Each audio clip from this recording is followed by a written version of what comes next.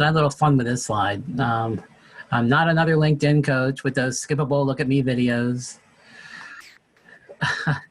Not another profile optimization training, not another connection strategy method, but just other things. Marketing ideas to attract attention to you and your business, ways to search and target prospects, lead finding and management. Also, we're going to go through some highlights of Sales Navigator, which is LinkedIn's paid tool, mostly for salespeople, and a quick overview of some paid media options if we want to do that. Okay, so let's get started here. No look at me videos. All right, are people finding you? The LinkedIn search is pretty powerful, and here's a word that I recently put in my profile from a new gig that I'm in, and Fractional CMO Philadelphia. So this is obviously I'm a first connection, so but you can see like keywords in my headline as well as copy and things like that. So people looking for me as a first connection for this kind of keyword would show up there. I had to log in as a client to see where I show when I'm not my own first connection, but actually since I am, but search, use LinkedIn to search for Fractional CMO Philadelphia, and you can see, with these LinkedIn algorithms. Cliff Payne, I think he's a current and maybe a former member of Beacon, and he uses Fractional here as well. And Chris Mengel, I know, and there's a word there. So his current position, we won't talk about these guys, and then me. So you can see how important keywords are. And if people are going to find a service, if they don't know a person who does it, like going to Beacon and asking for help, right? You do some LinkedIn searches, see if you have any first or second connections of certain services you may need. Here's another example with my profile. I might be looking for a Salesforce consultant, and I always like to use a town because I like somebody local, so I might use Philadelphia. Salesforce consultant Philadelphia. So you could see the first connections show up with people that I know, based on those keywords. And wait, who's this guy? I think he's on our call. Joe. Salesforce consultant. You see yourself here? You showed up as a first connection if I need that. So amazing. Yeah. Well, that's because even though you don't use the phrase, you have Salesforce and consultant right in your title here, right? As a first connection. So it's the videos. There's actually now a video for Joe. That was good, Paul. That's right. That's right. You didn't have to pay for the sponsorship, but we'll send him a bill. Anyway, but yeah, so I'm targeting first connections anyway, because if you prefer to do business with a first connection, of course, that's why we do it in the first place. If you can't find anybody looking for you, you can go to second connections and things like that. But always try to go to first connections, and it's interesting to actually do your own searches and see who your competitors are.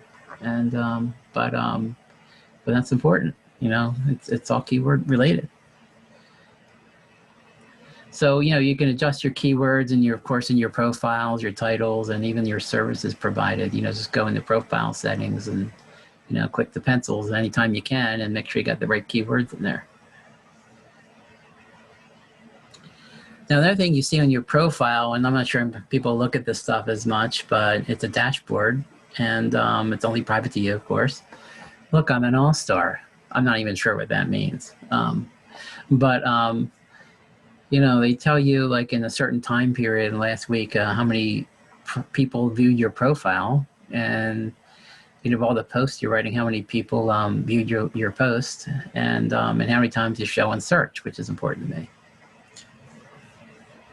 Let's go through that little detail here. So they look at, who viewed your profile, and you can see your trends, things like that. I guess this is the last 30 to 90 days. So, and you can see the trends and things like that. This is a new thing I just found, actually. It's called, right in the middle of your dashboard, it says interesting views. Has anybody seen that before? I just copy and paste like what it is really. It's just an algorithm of people you may be more interested in talking to. It's not how many connections you have, it's talking to the right people. So I've spoken to him before. Not exactly sure how they do it, but it looks like if you look at it, these might be, they just say, engage with these people, not just first, but some second connection as well. Maybe they looked at your profiles a few times, and there may be in some industries that you're in, because I know Michael from another group I'm in. So what we do with that is up to us, but it might be worthwhile to your second connections here to connect with them and talk about what you do and things like that. So I thought it was interesting. Not exactly sure the strategy, but I guess if you're going to connect with people and see how they're doing, you might as well go to the interesting views one and see if you get some engagement there. But I thought it was interesting nevertheless. Is that a paid thing, Paul? No, this is all free. All free. You all get there from your profile page, and when you see the dashboard. Cool. Here's some activity stats of your posts. I mean, when you see these views down here of these posts in your feed, sometimes it's good to see who's looking at them, and you can do that when you click in, and you can see there's the job titles that people are looking at, and where they're from. So I'm not saying New York, so come on, Philly guys, let's bring it up a little bit. But I guess if you do that over time and you really want to track your posts, and you kind of, a lot of it's based on the mix of job titles you have in your connections, and how strong your geographical presence is. But it's interesting to see, like, if what you're posting is attracting the right prospects, based on the job titles you want to reach. And it's not rocket science, really. I mean, it's, you can do trends and see, like, founders are good for me, and executive directors, business owners are good for me, and things like that. Salespeople, they could be a platform, salesperson or business development. So, there's not too many insights here. It's more, I guess, for me, it's more like interesting FYI, just to see, the kind of people reading the posts I have over time, especially if it's a strong post. Search stats we spoke about. So again, it's kind of similar to what we saw before, is how many times you show up on a search ranking page and people search for you. So I appeared in, people do use LinkedIn search. I appeared 282 times in a certain search. And actually, this is actually interesting for engagement, just to see the companies that are searching for you for some reason or another, or what you do anyway by those keywords. And that's where these keywords are here. So it's kind of like aligning it together to see if it makes sense. So business strategists, marketing specialists, founders, I like, executive directors, and things like that. And then the keywords they use, like founder, which means somebody's targeting, high-level executives. Sports specialists, thank you. I know I have a sports app, so I show up. SEO, I don't do much of that. I outsource that, but that's okay. It's in my profile. Lead speaker. So it's good to look at and see how they're finding you, because then again, are they the words you want to be seen as, or do you need to make some changes in your profile based on the keywords in your profile, as well as your headlines and all that. So it's just kind of using, it's not just us finding people on LinkedIn, but are you being found by the right people? And so that's where a lot of this data comes in, so that you can look at your own business and say, well, I should be ranking higher for Salesforce, and I'm not. So maybe I need to get more keywords in my profile based on that. Does that make sense? Hopefully it does. So this is basically, again, here's the screenshot from LinkedIn that tells you search appearances shows the number of times you appeared in search results on LinkedIn. Stats only be visible to you, won't be shared with others, of course. Want to improve your stats to be found with different keywords? Make sure your profile is updated with the most recent information. Goes without saying, right?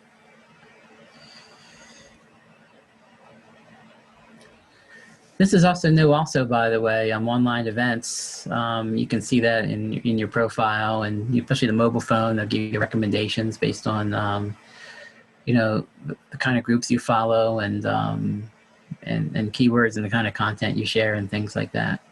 So these are show up with me. And how do you find these events? Well, this is something I showed some of the people here the other day was, you can create an event. So here's an example of one I did. It shows up on the left side of your profile. If you want to do a webinar or a Zoom, session and invite connections, you can do that. If it's something valuable, like here's an example of events on the left side. By the way, here's followed hashtags. Here's when I was looking at that, Zoe, the other day was creating a hashtag. But, you can create an event, right? I call this example screenshot of LinkedIn training, owner, online event, yes. Put your Zoom link in here, the date and time, and description of it. And then when it's all done, you can, of course, share it. You can share in a post to your people, copy the link and send it to, Facebook and, even through email. If you have an email list, you can just give them this link and they'll go right to your event. And what I like is inviting first connections. There's a search, there's ways to search here. It's not totally robust, but, inviting connections to your event. And you can choose by industry. And these are the major ones, and by city. Of course, if it's Zoom, you can target, United States if you want. But if it's, of course, it's a local event, you can do Philadelphia or any other cities like that. So it's pretty cool. Then you just go invite connections you think might be interested in your event. So go back to searching LinkedIn. It's a pretty robust tool. Here I am, like if I want to target presidents, for example, I'll type in president and you can see it comes up, jobs. I should apply to be present, right? People, groups, and then company names with president in there. So it's pretty robust search. Mostly I search for people and things like that. So what happens when you do searching, you can filter those searches. This is like the free LinkedIn over here. You can search by connections, connections of, I'll just, some of these things don't make sense to me, but maybe they do, I like to find all of Joe Hare's connections and reach out to them for some reason or another, right? Location, current companies, if you want to go that far. I get a little funny though, like a little tongue in cheek with LinkedIn, like, I'm not sure why we would search for past companies. Do you? I don't know. Industries, of course, is good. Language, I only want the French today. And schools, like, hey, we both go to Temple, So, but if you go to Sales Navigator, we'll talk about it later, you could do more robust searches. And, this is where the value is. It's like around $79 a month, I think, on average. And then you can target your seniority level and your company headcount and chump function and company type, among other things. So some of that. So, LinkedIn is no fool. They say, well, if you want really good searches, you need to go to Sales Navigator. But other than that, though, the connections and the industries and, again, the job titles based on your initial search, of course. Does that make sense? So when you do find these people, when you have your event or whatever you want to share, here's a link. Here's a Sales Navigator screenshot of a person that showed up in my search results and said, "Oh, I remember her. We're first connections, and I think she might be interested." So again, this is not a real copy here. I just did a simple, show and tell here of, hey, check this out, and just explain the event, why it would be good for them, and hope you're safe. And if you have even like a PDF of, an agenda, maybe you can attach it here, for example, and then you press send. I know some of these guys. All right. Here's what it looks like on free LinkedIn. All right. So here's like, I did my search for first connections in the IT field based on here's this Boolean search up here. If you can see this, president or CEO or founder. The creme de la creme of people in the Philadelphia area. Actually, I did this one, Philadelphia, Philly, United. Yeah, he's kind of in the area anyway. But anyway, first connections in IT, and then send them a message. check this out. I don't know why, Sales Navigator doesn't have this, but free LinkedIn does, the emojis, so go figure. You know, it's up to you if you want to use it or not. I have no comment. But, upload images, PDFs again, GIF images, and fun emojis. And you actually have two options. Actually, with the three dots, what does that do? Well, you can click to send or press enter to send. So it's purely your why that's there. I don't know. I guess a preference. But anyway, that's how you promote events. All right, this is the okay. This is a little bit of a bizarre, not a bizarre thing, but just kind of play as you may. But the LinkedIn Underground, I'm just showing you one tool that has LinkedIn scraping tools and things like that. They try to capture email addresses. Not saying it's the right thing to do, and but that's why I'm not the look at me coach. I'm kind of like telling it like it is, and a lot of companies do this, and you just got to be careful. But I take my friend Allison here, and I use there's tools like here's an example called Lead Leaper. Not that expensive. Captures an email address, and you can send them emails or put it in your CRM if you wanted to. You just got to be careful because it's not opt-in, but it is out there, to find these things, these kinds of tools. Does it only find your first connections, Paul, or any connection? Any connection, anybody. Anybody. Yeah. Yeah, it's a Chrome extension, Lead Leaper. So is another one I use called snob.io, where actually you can create these lists of people and then send automated email funnels, to these people. We're all friends here, so you can use them at your own benefit. And I'm not their salesperson, but these things are out there, and it's we just call it growth hacking. And you create lists and things like that. And that's the beauty of Sales Navigator. Actually, is we'll show you that you can save all these lists and then capture emails from those people. Not all of them are going to be accurate, by the way, just so you know. So you got to be careful. Some might be just not verified. So again, use at your own risk. This is what it does: discover emails and email and track your leads and things like that. It's like a little CRM. You can put signatures in there and stuff like that. Paul? Yes.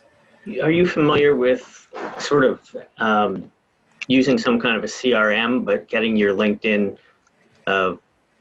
lists into that? We use Zoho, and it's new for us. Yes, that's coming up actually in a future slide here.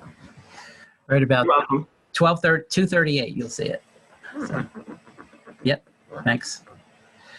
All right, so here's the Sales Navigator view of Allison. A little more information here. You can actually put her manager in there if you wanted to, and but she doesn't hide. She shows her Gmail here anyway. So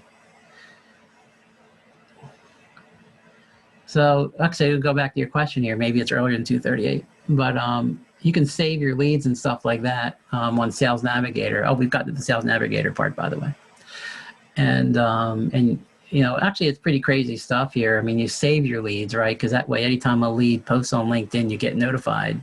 So if you want to engage with that person, good information, that kind of thing. So I always follow David Lewis from Demand Gen Report, and I get notifications on Sales Navigator when he posts stuff. It doesn't have to be a lead. It could be like a thought leader and things like that you want to get updated every time someone posts some interesting material.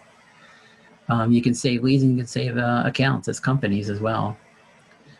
So there's different leads and custom lists and things like that here. Like Salesforce 2020 is a list I created, to put people on that list. So what happens is you can track their activity. Again, this is more of like a sales engagement part of thing here, where you can take your large list of names and you put them in a folder. Like this one's called Salesforce 2020. And, for this one, I have 7 leads in here because for this example. And actually, this one I don't have any leads because it's just general. I didn't put them in a group, but they're there. But anyway, you can see all their emails you've sent and kind of your history. It's kind of like a little bit of CRM, connection requests, things like that. So you can play with that. It's just outreach activity. It's like a CRM in a way.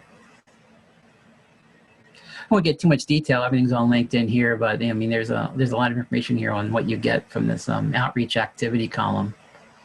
It just keeps track of your communications to your prospects. Ones you reached out to, responded, and you treat it as a CRM here. So emails that we send. So we talk about saved searches and things like that. So in Sales Navigator, you can type in all these crazy variables of, like we saw earlier, all of the search options, and then save them. I think you could save 15 saved searches, right? So decide if you want to get alerts when somebody joins the list or not, or not. So it's up to you. But I build these lists. You can do my companies as well. I prefer the people, and then save different groups. But there's a lot about Sales Navigator, and right on the platform, you can go right in and the admin, and there's a coach, and there's a lot of videos and things like that about how to use Sales Navigator for lead generation and prospect management. Syncing your calendar on a Sales Navigator map, and advanced account searches, custom searches, and search for leads and things like that. It's really robust. So I'm only one action away from being an expert here too, so I got to work on that. But anyway, it's all there, and if you have Sales Navigator, it's pretty robust. Okay. See, Zoe, it's not as long as you thought. Now we get to the LinkedIn advertising part. So basically, I do this a lot for clients. There's a lot of different options. If you have a marketing budget and wanted to reach people from a paid standpoint, awareness advertising, and I would either do website visits or conversions and things like that. Not sure if we have the budget just to do engagement, but we all want leads and things like that. But it depends on what your goals are. So to answer your question, wherever he went, because the board changes all the time, is because my share board's covering his name, Michael. So you can actually take your company's CRM list, and they recommend about 10,000 contacts and 1,000 companies. I'm not sure if you have that many. That's just a recommendation. You could try it with maybe a shorter account. But you can actually upload your contacts as part of the marketing campaign here, and then target your contacts, with other layers as well. So, and use that as a template to market to your CRM list through LinkedIn.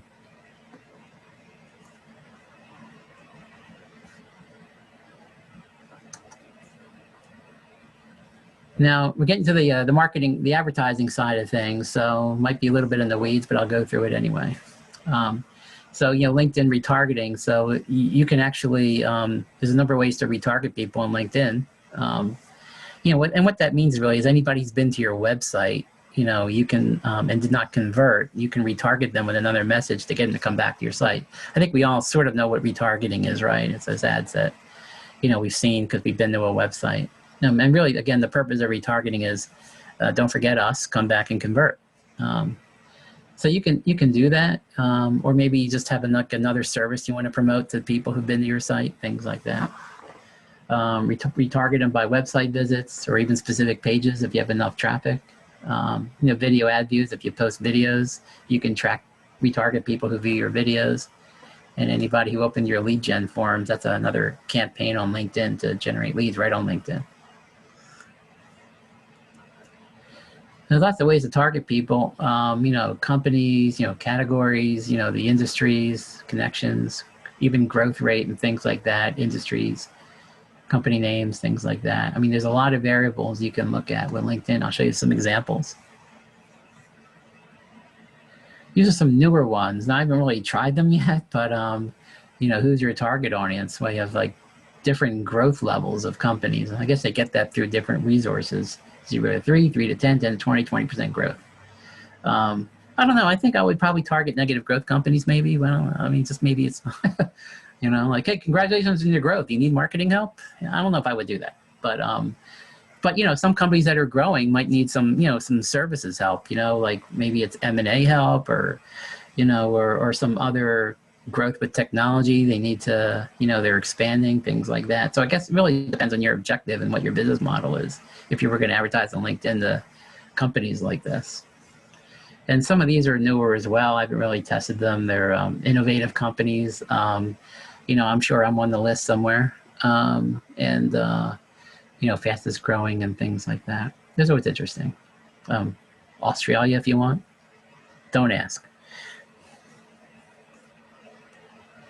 Member interests and traits are interesting. We can show some of that stuff. I went to the traits first. Frequent contributors, if you want to target people who are active on LinkedIn with articles. Job seekers, even recently promoted, is a good thing because, a lot of times when people get promoted and they might want to look at new opportunities and vendors.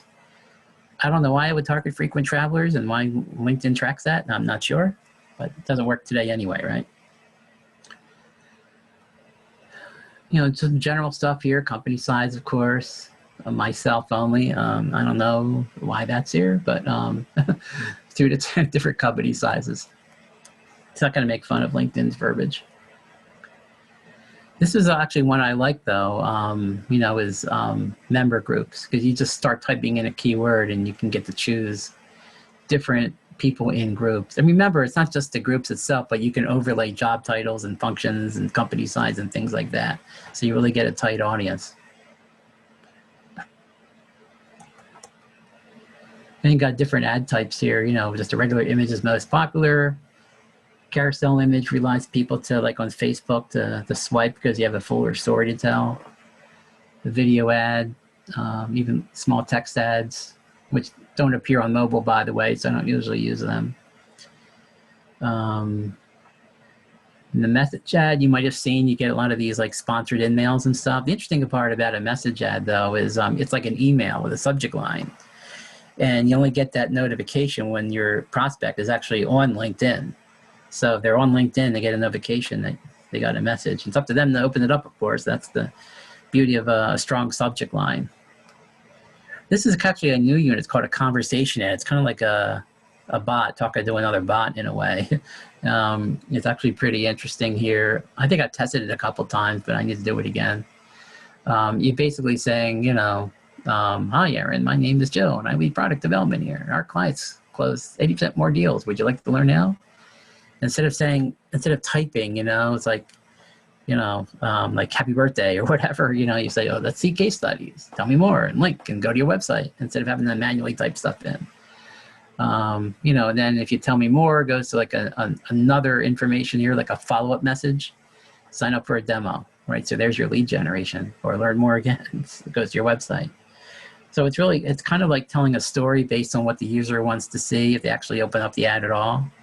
It's kind of like a bot in a way, but it's new. I don't know if has anybody seen those at all, but it is a newer unit. Kind of create like a funnel in a way of responding to people based on what they click. A little bit in the weeds here, but I track conversions on clients' websites. So this is an example of a thank you page, which is a confirmation. You just create a thank you page and URL says thank you if you have a page conversion like that. You still set them up with analytics, put in how much a conversion is worth, attribution, conversions count 30 days within a click or 7 days within a view and things like that. So here's the page conversion. You put a tag on. Now I use Google Tag Manager, which is something that every site should have, so we can track events like this. And so you can see a URL would say like thank you or something like that, so you can track conversions. Or you can do event specific campaigns. So you ever see like a web form where there's no thank you page, it just opens up like a thank you for your submission? Well, that's an event. So that's not a thank you page. So you can still track that with Tag Manager. You just got to put a code on there so you can track conversions on LinkedIn. So it's a little bit in the weeds, I get it, but you're not doing marketing for the sake of doing it. We want to track conversions best way we can and using the LinkedIn tools to do so with your Google Analytics and things like that. So I know that's a lot here, but it was just kind of a whirlwind tour of some of the other elements of LinkedIn. And Paul, that's quick it. question. Any idea cost of LinkedIn ads? How do they determine? Do Yeah, you set well, a max budget? How do you do that? yeah, well, it all depends on the how tight your targeting is, really.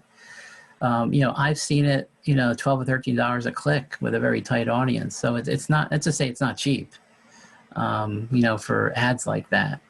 But they're targeted, of course. So it's just a matter of testing and having enough budget and scale to see how that works. Now, the sponsored in-mails, again, that varies also.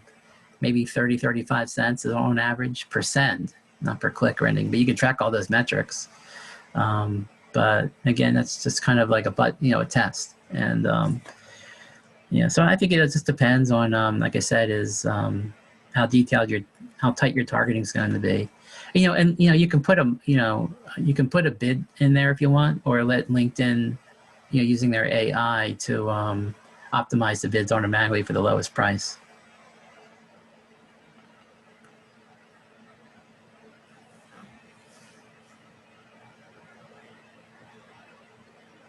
What else? Well, can you show us where exactly you can go to get into the LinkedIn ad section? Is there a special space for that? I'm sorry, Joe? Where do you go to get into the LinkedIn ads? Where do you get in there? Oh, if you don't have an ad account, you need to set that up, right? So under your LinkedIn, there's like a section called Work on your regular profile. Then you'll see Manage Ads. You can just go there, and if you don't have an account, you can create an account there. Right in your profile under Work. So, the different, your groups and things like that.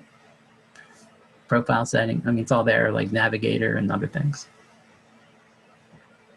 Well, can you go over one more time how you use Sales Navigator or like a workflow in Sales Navigator? Well, I mean, hi. Oh, you're from another state, right? No, I'm in Pennsylvania, but Okay. I'm asking because we had Sales Navigator and we didn't find it helpful and wound up canceling. So I'm trying to figure out maybe we did something wrong. I don't know. I think it all depends on how you use it, right? I don't think it replaces a CRM, but I think if you want to use it as a CRM, you can. I use it really for like notifications of people and trying to obviously send them messages and things like that. And Okay, so you would like when somebody was changing jobs, for example, or yeah. getting a promotion, you would right away send them like a cold email saying this is what I do. Yeah, I mean, the beauty about like the searches and everything, in fact, I'm going to open up my Sales Navigator for a second and screen share it. So like for me, if I went to save searches, so like here's a list and things like that. And, you could save these people as leads if you feel like they're, in your prospects. But I guess what we were trying to get at was up here. You have when you do that search and you look at it every so often, the change jobs in 90 days is interesting, right? Because that'll that'll alert you to say, hey, maybe I should just reach these people and send them messages, because when people change jobs, you never know if they're gonna assess their current, company, right? Which means maybe they're open for new opportunities, things like that, and the posted on LinkedIn also shows that these people are actually active on LinkedIn posting stuff. They're not just have a profile and leaving, right? That's the hard part. So, I'm not sure if I answered your question, but Yeah, that's helpful. So I guess my question was, you then would cold email these people once you find them. if, again, it's not exactly LinkedIn tools, but yeah, you can, go in and try to obtain their emails if they're really in your target. But, again, this is a search where you can see an example of this search here. I got pretty tight with geography, and I wanted, all these B2B titles and these company sizes. And by the way, business development, you might think it's sales, but I will tell you as a function in all my research here is LinkedIn sees business development as top management. Every time I do a CEO level and searches, they come up as a function business development. So keep that in mind. And, then the titles and things like that. And it's also important to do the keywords here, right? Because if you don't want to reach vice presidents and you want to target presidents, well, then you can do your not vice. Then you can limit your list to just the presidents without vice in their profile. See that? And So, Paul, is this, so in Navigator right now, I'm with you where Barbara said, hey, you would cold email them, but, and I get it, that takes a little more effort, but could you also at this point now, can you message them? yeah, right here. Like if you went to let's say you segment it even further and you just went to, see some of these people based on their profiles, even though they're second connections, you can send them a message right then and there. Or you could send them all a message. Yeah. Well, that would be using, the other tools, right?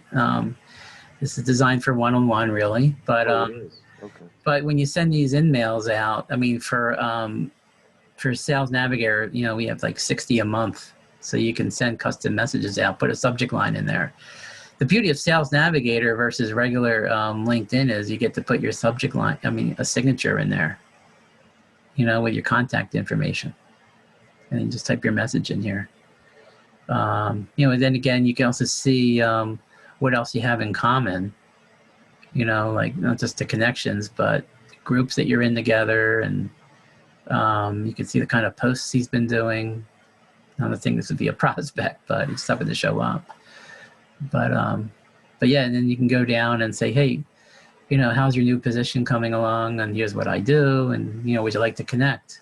And then once they connection, then you can go into, see, a lot of people don't, once they connect, you send them a message. And I know, I'm just being honest here, is a lot of people don't respond to the second message. You just got to give it a shot, and give them something of value. I said, I'd love to, learn more about your business and you mind. Hopefully we can, find time to engage. Let me know if you're interested. And if they are, then, I'd send them a Calendly link because you can send links right through the LinkedIn messaging.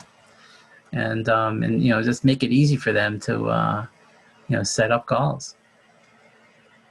So some of these people, they just call them like messages now, even though they're really, it used to be called in-mails. Now they're all messages.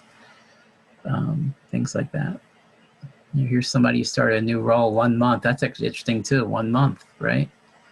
So, if you're going to spend some time with LinkedIn searches on Sales Navigator, and really want to target, instead of everybody, a certain segment, whether it's an industry or, at least if it's a new title, they're just getting their feet wet. And so that's an example of a way to use it really that you can't get with just regular lists.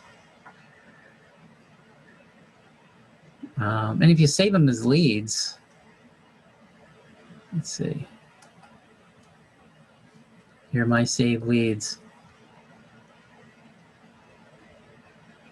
So these are the people that I can message, and if they post something, I'll get a notification on Sales Navigator. And if I don't like the person, I'll unsave the lead or add them to another list. Like I might create a certain list like new job list or something, right? So you can save them and come back to them. Oh, Brian Westbrook. Yeah, so there's different ways to use it really. It's an engagement tool mostly, but like I said though, you can save those lists and message them or find their emails. And not always going to be perfect, but it is a growth hack opportunity. Does that make sense? I think you need a marketing consultant or a marketing department. For most of those of us who are in the consulting business, it seems like this is a full-time job. And therein lies the challenge. Well, yeah, you'll have to decide your business development time, right? Every business owner has to do that. Current client, try to get new people in the funnel, right? You can buy lists, of course, through different sources. You can use expensive programs like Zoom Info, because in this country, without they're kind of open to GDPR and things like that, that you can do more I guess cold emails and things like that.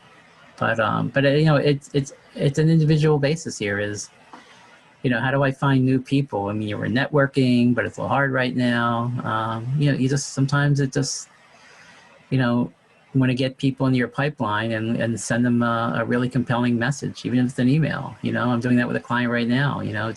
We're just testing email marketing through their platform with a cadence. It does take some time. With these tools, there's tools like Replyify and other tools where you, for instance, once you capture the names, you export them into your email program if it doesn't have it, right? And you set up a funnel. Email 1, make it customized, and maybe do a phone call. If you track them open, then do email 2 and 3, and then keep going, move on to the next one. So it really has to be, we're not talking about LinkedIn as much as far as, lead generation in a way, but that's okay though. It's, you just got to be careful there. There's a lot of tools out there, but, the hard part is, engaging with people and not getting, quick lead. But if you can, like anything is, if you guys have something of value, like a promotion, an ebook, like I said, the event thing, there's ways to engage with people without, turning them off or anything. You just got to be careful with your message. And, but, we all do it. They do it, we get emails all the time, it's tough, but, subject lines and a compelling message, and some, follow-ups. That's what business development is. Unless you want to do paid search and then, get them to come to you. So, but, not every company can do that. So it's just a matter of your business process. I kind of agree. LinkedIn is a little research and time consuming, but for me, it's just spending the time and research even companies that you have and go deeper in the connections other than what you have already. Try to find some other people to spread your message to. And it's, I don't look at LinkedIn as a sales tool per se, because I think a lot of people are on there for a LinkedIn. It's a professional connection. And I think it's important that you come across that way, that you're trying to connect with somebody and not trying to sell something. You eventually get around to that, but for me, those sales emails are a little off-putting. So, LinkedIn is a little time-consuming, and you got to stick with it. And when you're doing your searches, you got to look at people if they have no picture and no profile. I don't even bother. Yeah. Again, it all depends on your time management and your goals and, and whatever right for your business, really, and I agree. That's why if you do some thought leadership, maybe it is a webinar or maybe a guide that you might have written or something, or maybe it's just a whisper thing where we're doing like a group, event. We invite you to, a CEO roundtable, right? And, whatever it is, provide something of value for them to pay attention to. I like the event idea. Yeah, it's pretty cool, isn't it? At least it's, just you could do a Zoom webinar on what your product's all about. Yeah, just do a PowerPoint, right? Do an event. PowerPoint, half an hour, and whoever comes, you get 10 people. That's great. Yeah. Well, that's the beauty of building those first connections when you can with a nice message that's non-sellable on like Sales Navigator and things like that, right? Because the more connections you have in an industry you want, then you can, invite them with the first connections on your events, without having. They already know you, connected with you. Yeah, absolutely. Yeah. Yeah. Well, does regular LinkedIn not let you send messages to your second or third connections? You mentioned something about with Sales Navigator you can. So in regular you can't send to second degree connections? It's very, very limited. I'm not sure what the count is because I use Sales Navigator. So it's a certain number and it cuts you off? It may be just 5 or something like that. I can't remember the number, but LinkedIn's not, they know what to do. So I mean, every time I go to like a vendor and I want to get information, I fill out a web form, I never hear from those web form people. So I go right to LinkedIn and I Sales Navigator. Yeah, I do send, messages out to salespeople at, vendors or whatever, at this company and saying, I don't think your web form's working, but if you're the right person, I'd love to talk to you about business. And I usually get responses that way. Beacon is the premier executive networking organization serving the Mid-Atlantic region. To learn more, go to beaconforlife.org.